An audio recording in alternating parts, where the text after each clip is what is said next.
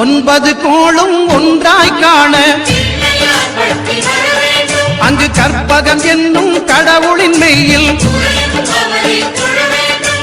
ஒன்பது கோளும் ஒன்றாய் காண அங்கு கற்பகம் என்னும் கடவுளின் மெய்யில் சூரியன் முதலாய் 9 கிரகமும் பலவித குணங்களை கொண்டிருக்கும் எங்கள் கற்பக தருவில் அவை வரும்போது ஒன்றாய் சேர்ந்து பலனளிக்கும்.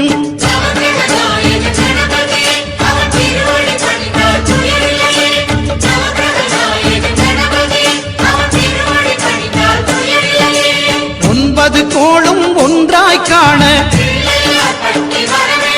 அங்கு கற்பகம் என்னும் கடவுளின் மெய்யில்